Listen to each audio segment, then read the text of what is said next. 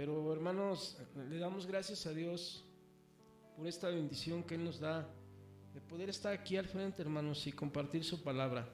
Ayúdeme, hermanos, cierre sus ojos y vamos a hacer una pequeña oración. Padre, te alabamos, Señor, te adoramos, te exaltamos, Señor. Esperamos que te hayas deleitado, Padre, en medio de la alabanza de tu pueblo, Padre. Esperamos que te hayas movido, Padre, en medio de nuestras vidas, Señor, y que tú vengas a sanar, Padre. Sí, Padre, algunos atravesamos por cuestiones de salud física, Padre, pero sabemos que en medio de tu alabanza tú te mueves, Padre, y tú haces milagros de sanidad. Sabemos, Padre, que también en medio de la alabanza, Padre, tú sanas, Padre, tú restauras, tú edificas, Padre, tú consuelas, Dios eterno y bendito. Tú suples las necesidades que tenemos, Señor. Esperamos, Padre, que hayan sido de tu agrado, Señor, que te hayas deleitado. Sabes, Padre, que el único anhelo de nuestros corazones, Padre, es adorarte, Padre, es exaltarte, Señor eterno y poderoso. Mi Dios, ahora, Padre eterno y bendito, háblanos, Señor, a través de tu palabra. Danos, Señor, lo que tú tienes preparado para nosotros el día de hoy. Usa mi vida, Padre santo y bendito. Oramos a ti, Padre, por esta necesidad en el glorioso nombre de tu Hijo amado Jesucristo. Amén, Padre, y amén. Bueno, miren, hermanos, un arquitecto, hermanos, sabe que los fundamentos de una construcción son, hermanos, de completa, ¿qué, hermanos? Importancia en una construcción, ¿sí? Los fundamentos, hermanos, son lo más importante de una, ¿qué? De una construcción.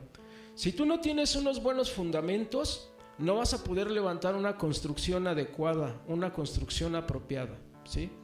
Allí, hermanos, es donde está la clave del éxito de tu construcción. ¿En dónde? En los fundamentos, ¿sí? Por eso, hermanos, cuando se levantan las construcciones que son demasiado grandes, se invierten cantidades de dinero, hermanos, extraordinarias. ¿En qué? En los fundamentos, en las bases, hermanos, que van a soportar, ¿qué? Toda la construcción. Hay algo también, hermanos, que es muy especial. Los fundamentos o los cimientos no se ven. ¿Sí se han dado cuenta? Los cimientos, ¿dónde quedan? Quedan enterrados debajo de la tierra, ¿sí o no? Cuando yo estaba construyendo la casa de ustedes, hermanos, bueno, que es mi casa, yo veía, hermanos, que echábamos zapatas de 50 por 50. El tepetate es un material muy duro, hermanos, tremendamente duro el tepetate, ¿no? Y luego tenía unas piedras así redondas, como de esas piedras que les llaman de ríos. Y me decía el albañil, guárdalas porque las vamos a ocupar, guárdalas. Y hermanos, hice un alterón de piedras, ¿sí? Cuando estábamos colando las zapatas, él me decía, echa las piedras allí. Y se ahogaban en el cemento.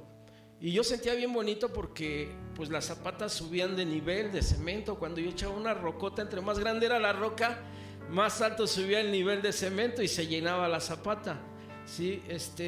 Me daba mucho gusto, hermanos, ver cómo los cimientos se iban construyendo. Y después, hermanos, me dio tristeza porque todos quedaron tapados. No se ve ninguna de esas, ¿qué? De esas estructuras. ¿Están dónde? Están dentro de la tierra. Bueno, de ahí, hermanos, se desplanta, ¿qué? La construcción.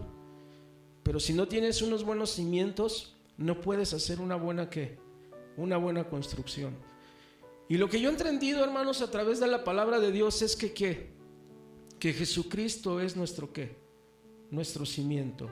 Sí, es el apóstol Pablo, sí, es en Filipenses capítulo 3, hermanos. Él utiliza la figura de ¿quién? Utiliza esta figura de la construcción, hermanos. Y él dice, hermanos, y él se considera un perito, ¿qué? En construcción. Y él dice, hermanos, que él ha construido, que Apolos también ha construido, que Pedro ha construido, hermanos, que muchos grandes siervos del Señor han construido, pero que todos están construyendo ¿sobre qué? Sobre un solo cimiento, sobre un solo fundamento. Y que ese cimiento y que ese fundamento es ¿quién? Es nuestro Señor Jesucristo, ¿sí? De ahí, hermanos, la idea, hermanos, de que nuestro cimiento en el cual nosotros debemos de realizar una construcción tiene que ser ¿quién? Tiene que ser el Señor Jesús, hermanos.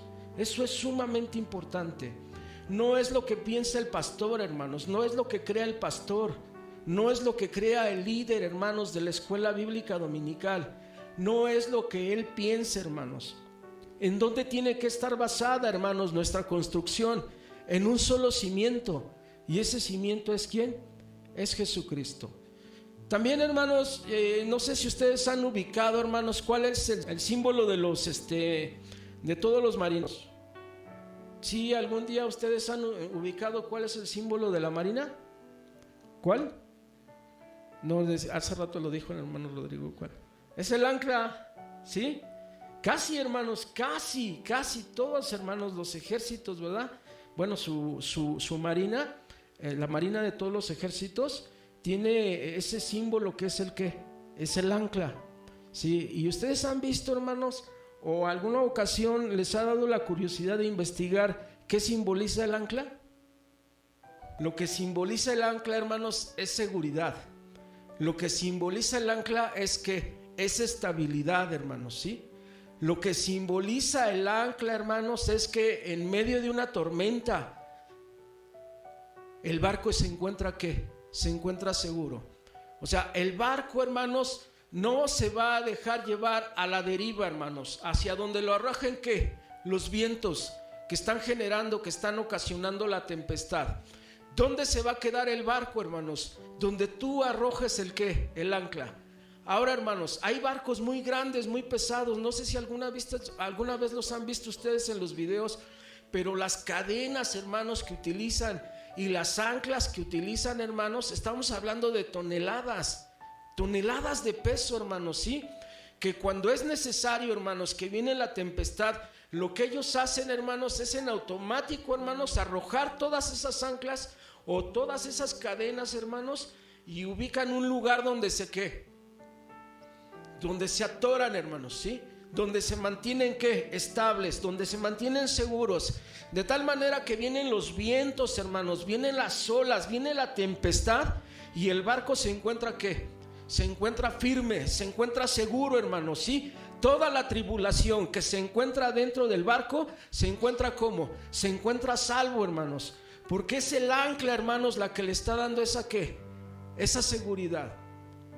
Entonces, hermanos, yo quisiera, hermanos, el día de hoy yo quisiera, hermanos, que nosotros entendiéramos, hermanos, de todo corazón, de veras, que Jesucristo es el cimiento en donde nosotros estamos, ¿qué?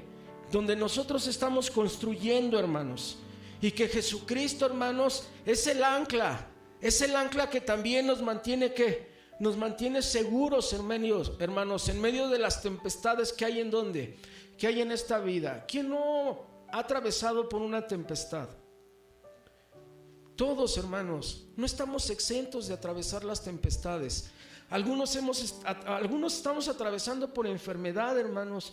Eso es una tempestad. Si tus cimientos y tu ancla no están bien seguros, ¿qué va a pasar? Eso te va a hacer dudar. Eso te va a hacer ¿qué? Fallar. ¿Quién no está atravesando por una necesidad económica? ¿Quién no está atravesando por un problema familiar? Varios, hermanos, nos encontramos o se encuentran en esa situación. Y lo único que nos va a mantener a la deriva es tener a Jesucristo como nuestro ¿qué? Como nuestro cimiento, como nuestra ancla. Esa ancla que no nos va a dejar, hermanos, vagar a la deriva por ¿qué? Por este mundo, hermanos. Hay una seguridad, hay una estabilidad. Y esta la tenemos ¿en quién? En Cristo Jesús. Ahora, hermanos, me gustaría hacerles un comentario. ¿Te has dado cuenta que estamos en una época donde existen falsificaciones casi de todo tipo? ¿Sí? A ver, ¿quién me puede decir algunas falsificaciones que han visto ustedes? O con las que se hayan topado. ¿Cuáles? Los billetes, ¿verdad? Fue la primera que puse, hermanos. ¿Quién no se ha encontrado con un billete falso? ¿A todos nos ha pasado? ¿Sí? A mi mamá no sé cuánto tiempo tiene que en el tianguis le dieron un billete de a 500, hermanos. Y se veía más de papel que cualquier otra cosa, ¿no? Y entonces quería ver mi mamá la posibilidad de que lo cambiáramos. Le digo, no, ¿cómo crees? Ese sí, o sea, ni de broma va a entrar, ¿no? Pero hay billetes que son, ¿qué? Falsos. ¿Qué otras cosas se han encontrado falsas?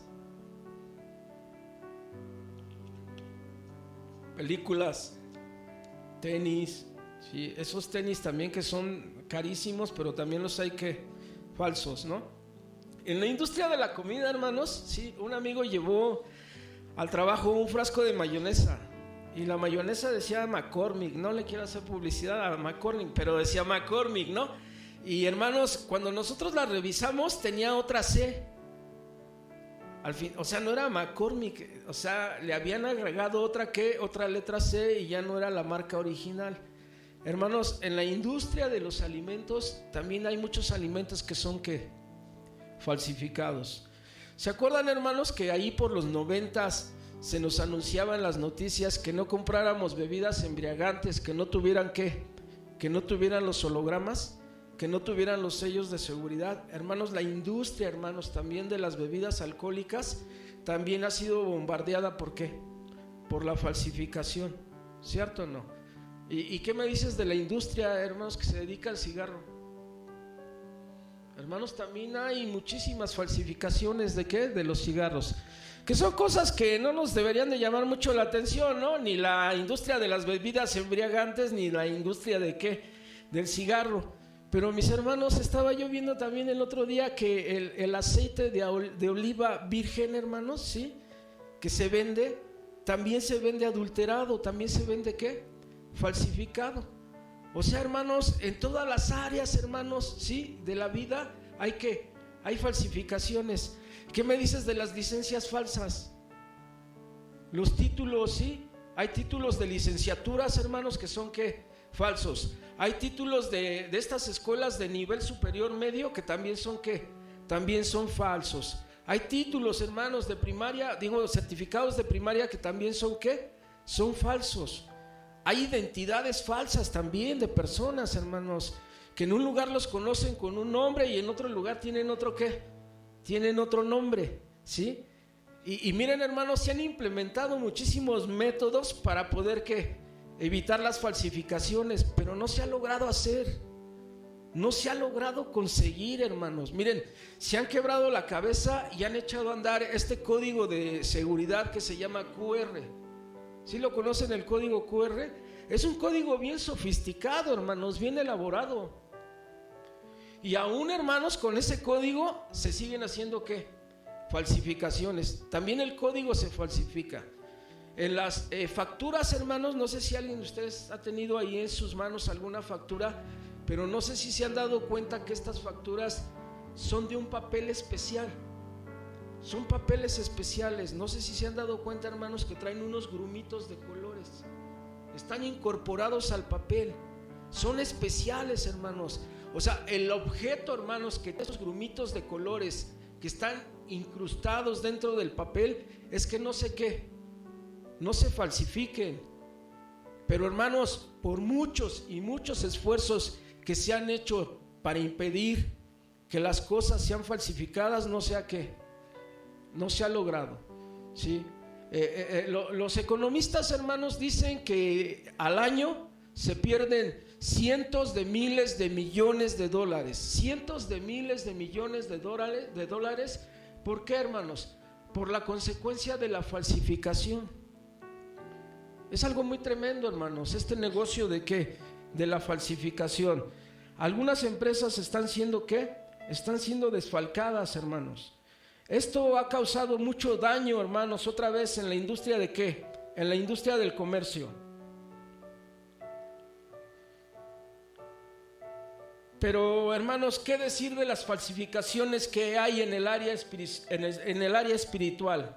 Falsificaciones que se han introducido dentro de la iglesia. Estas falsificaciones también, hermanos, causan un daño catastrófico en la vida de los miembros de la iglesia. Y desgraciadamente en muchas ocasiones ni siquiera nos damos cuenta de que estamos participando dentro de estas. ¿Sí cree usted, hermano, que haya falsificaciones dentro de las iglesias? Claro que sí, hermanos, claro que sí. ¿Por qué están estas falsificaciones dentro de la iglesia? A veces no las percibimos, hermanos. A veces no nos damos cuenta de que están ahí.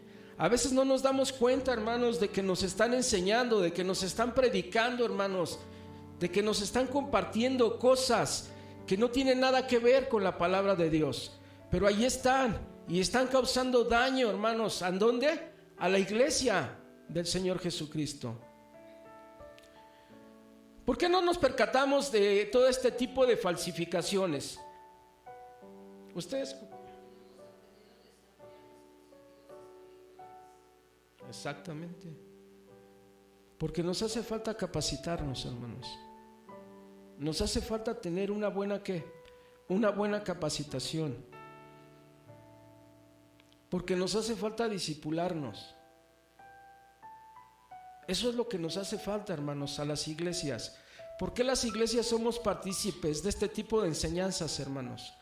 Mi esposa platicaba, hermanos, el viernes que estábamos en el curso de discipulado, que ella tuvo un pastor, hermanos, no sé hace cuántos años, pero de antes de que yo la conociera, hermanos, o sea, para que no me vayan a echar la culpa a mí. Antes de que yo la conociera, pues acá mi esposa tuvo varios pastores que le estuvieron guiando en el transcurso de su vida espiritual.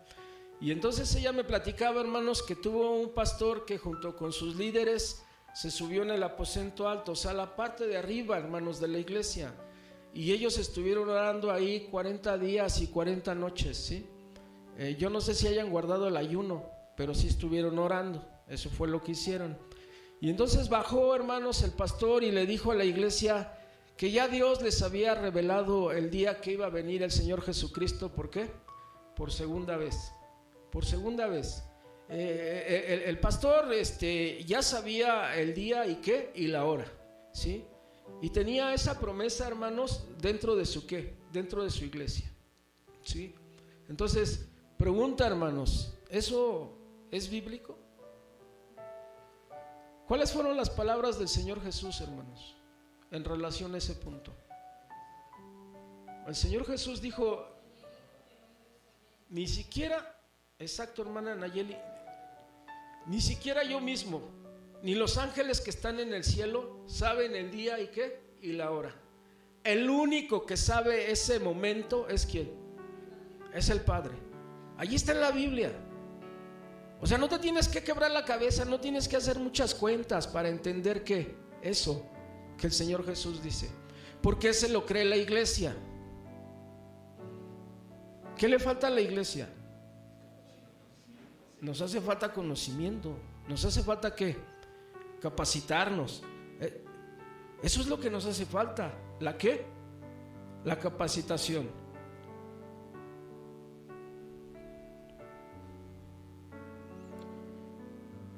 Mire, hermano, yo no quiero que esto lo tome personal, hermanos. ¿Ha leído usted alguna vez Ezequiel capítulo 3, hermano? ¿Sí? Mire, en Ezequiel capítulo 3, ¿sí? Está Ezequiel predicando, hermanos. Le está predicando Ezequiel al pueblo de Dios. El pueblo de Dios, hermanos, se encuentra en el exilio. El pueblo de Dios se encuentra ¿en dónde? Se encuentra cautivo en Babilonia, hermanos. Allí es donde está el pueblo de Dios, ¿sí? Y entonces le dice Dios a Ezequiel, te voy a pedir una cosa. Aquí en medio de la cautividad, tú vas a exhortar a mi pueblo. Tú le vas a predicar a mi pueblo. Tú le vas a enseñar a mi pueblo, ¿sí? Tú le vas a reprender a mi pueblo, porque mi pueblo se encuentra aquí por algo que ha hecho. ¿Cuál era el pecado de Israel, hermanos? ¿Por qué estaban cautivos ahí en Babilonia? ¿Por qué pasaron 70 años allí, hermanos, en Babilonia? Porque tenían un pecado, hermanos, y ese pecado era el pecado de idolatría, hermanos. Alababan a otros dioses ajenos a quién, a Dios, hermanos, ¿sí? Dios es un Dios que es fuerte y celoso, hermanos, ¿sí? A Él no le agrada, hermanos, que se le rinda culto y que se le rinda adoración a otros dioses y también a Él. Y eso era lo que hacía ¿quién? El pueblo de Israel, hermanos, ¿sí? Y entonces, hermanos, Dios se los lleva cautivos allá a Babilonia durante un periodo de 70 años. Los pasa por ese proceso de disciplina, pero allí en Babilonia, hermanos, no les hizo falta enseñanza. Allí en Babilonia no les hizo falta capacitación. Allí en Babilonia, hermanos, sí, Dios le habló a su siervo Ezequiel y le dice, tú vas a tener que comerte este rollo. Tú te vas a tener que tragar este rollo. Y ese rollo, hermanos, era la palabra de Dios. No era que literalmente se fuera a comer, hermanos, el rollo de la Biblia. Era que él tenía que meditar, él tenía que estudiar, hermanos. Él tenía que memorizar la palabra de Dios. ¿Por qué? ¿Cuál era el objetivo? Él tenía que enseñar al pueblo de Dios. Él tenía que discipular a su pueblo, hermanos. Eso era lo que Dios le dice a Ezequiel en el capítulo 3. Y luego le dice: yo te mando a que exhortes al impío, a que le digas al impío que debe de abandonar ese mal camino en el cual se encuentra. ¿Sí? Si el impío, ¿verdad?, es exhortado por parte tuya y no abandona ese camino, el impío ¿qué? El impío perecerá, y yo no demandaré su sangre de tus manos. Pero si tú exhortas al impío y el impío se arrepiente de su mal camino, ¿qué? El impío será ¿qué? Perdonado. Hasta ahí va bien la lectura, hermanos. Pero si tú continúas leyendo, dice: tú, Ezequiel, también habrás de exhortar ¿a quién? Al justo.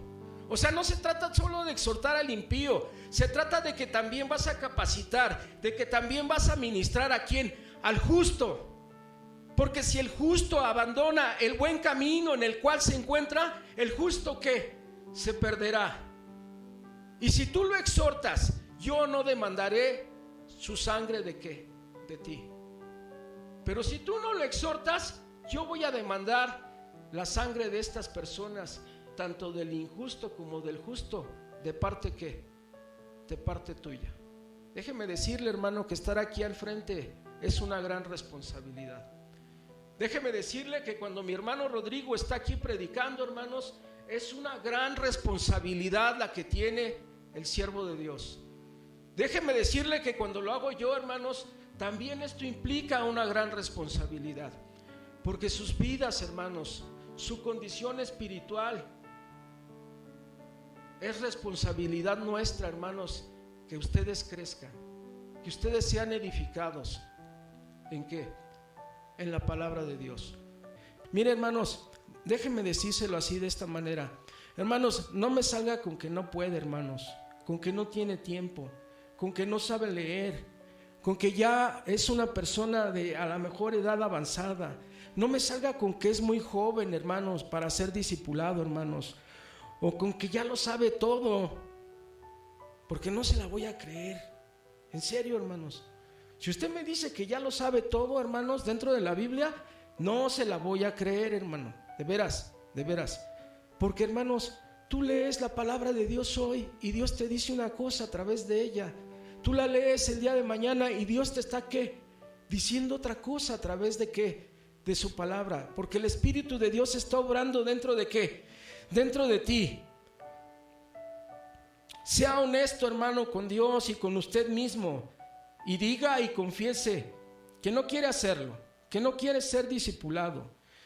Pero, hermano, también esta mañana a mí déjeme ser honesto también delante de Dios y delante de usted. El más interesado que esta iglesia crezca, hermanos, ¿sabe quién es? ¿Sí sabe quién es, hermano? Exacto, hermanos. Mire, hermanos, si tú tienes en tu corazón el deseo de que la iglesia crezca, hermanos, haces bien y estás teniendo un buen pensamiento dentro de tu corazón. Pero el que se interesa más en que la iglesia crezca es ¿quién? Es Dios. Hermanos, esa es la tarea de la gran comisión. Dijo el Señor Jesús: toda autoridad me ha sido dado, ¿en dónde? En el cielo y en la tierra. Por lo tanto, id y haced discípulos. ¿A dónde? A todas las naciones, bautizándoles ¿qué? En el nombre del Padre, del Hijo y del Espíritu Santo. Aquí viene el discipulado. Enseñándoles que guarden todas estas cosas que yo les he mandado. Y aquí que yo estoy con ustedes todos los días. ¿Hasta cuándo? Hasta el fin del mundo. No estamos haciendo la tarea solos. El que está con nosotros es ¿quién? Es Él, es el Señor. Esa gran comisión, hermanos, aparece en los 4 evangelios. No sé si las has identificado, pero en los 4 evangelios está. Jesús le dijo a los discípulos, hermanos, en Lucas 6:39: ¿Acaso puede un ciego guiar a otro ciego? No. Y luego el Señor Jesús le pregunta a los discípulos, ¿no caerán ambos en el qué? ¿En el hoyo? Pedro estaba haciendo lo que había aprendido ¿de quién? De Jesús. Pedro tuvo una buena enseñanza durante estos ¿qué? 3 años. Pedro, hermano, se levantó como uno de los discípulos principales ¿de quién? Del Señor Jesucristo.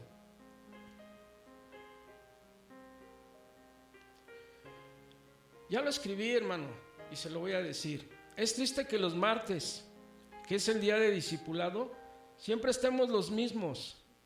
La falta de asistencia al curso de discipulado solo puede indicar 2 cosas. Número 1, hermanos, número 1, que ya estamos debidamente capacitados para hacer la obra que el Señor quiere encomendarnos. O número 2, que no quieren ser discipulados porque no les interesa aprender y que tampoco les interesa la gran comisión. Solo encuentro yo estas 2 respuestas, hermanos. No sé si usted encuentre alguna otra, pero para mí solo hay 2. ¿Ya estamos debidamente capacitados para hacer la obra que el Señor nos está encargando? ¿O la verdad no nos interesa, hermanos, qué? Ser discipulados. Y hermanos, ¿qué decir de nuestras reuniones de oración? Tenemos 2 periodos de oración. Los viernes, ¿a qué horas, hermanos? A las 7 de la noche. Y los domingos a las 10 de la mañana. Solo debemos de tener un periodo de oración como iglesia, hermanos, pero se adaptó otro, los días domingos por la mañana. ¿Por qué, hermanos? ¿Por qué se adaptó ese otro periodo? Porque se hicieron comentarios, hermanos, que algunos no podían venir en la noche, que era peligroso, hermanos, salir de este lugar ya tan noche, hermanos, ¿sí? Y entonces, hermanos, se adaptó ese otro ¿qué? Ese otro periodo de oración. ¿Cuándo? Los domingos. ¿A qué horas? A las 10 de la mañana.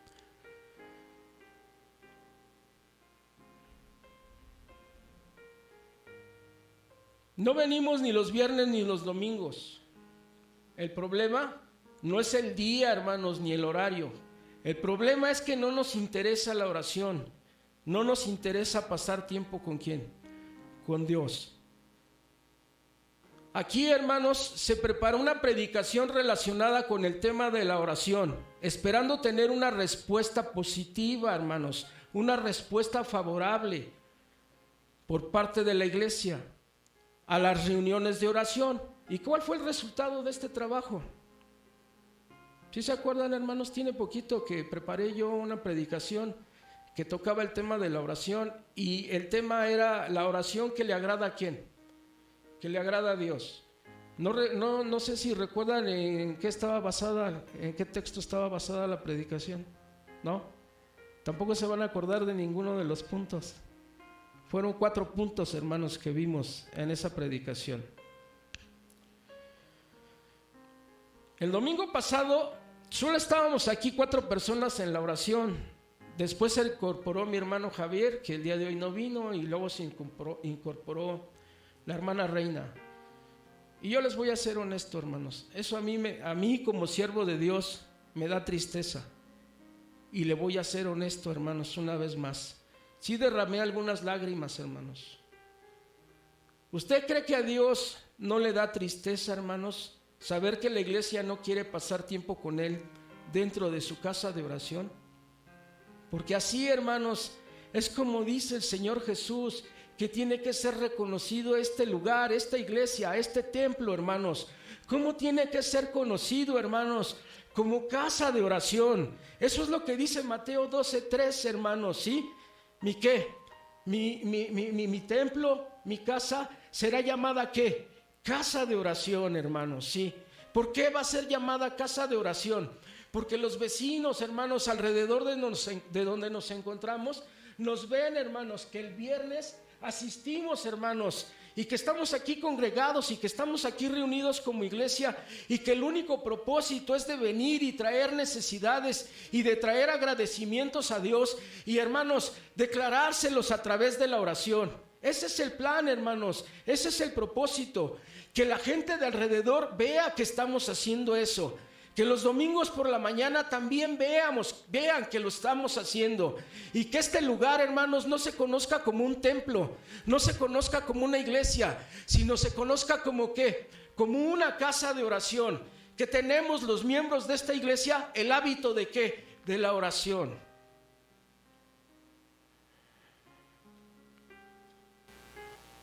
Ahora yo quiero decirle algo, hermanos. Esto no se lo tome personal, porque mire, hermanos, si usted no puede asistir, el único que lo sabe es usted y Dios. Es usted y Dios. Si usted, hermano, tiene alguna necesidad, tiene algún compromiso, usted está pasando por una enfermedad y no puede asistir, hermanos, no hay ningún problema, hermanos, porque eso también lo sabe ¿quién? Eso también lo sabe Dios. Pero si usted tiene el tiempo, hermanos, si usted tiene la capacidad de estar en estas reuniones y no está, allí es donde se encuentra el problema.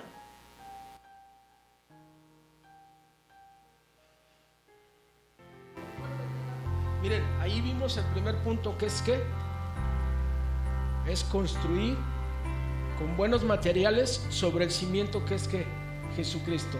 Nos quedamos, hermanos, primeramente Dios, la semana que viene queremos ver anclados en ¿qué? Anclados en Jesús. Hermanos, que Dios me los bendiga, hermanos. Gracias por su tiempo, hermanos, y por su paciencia.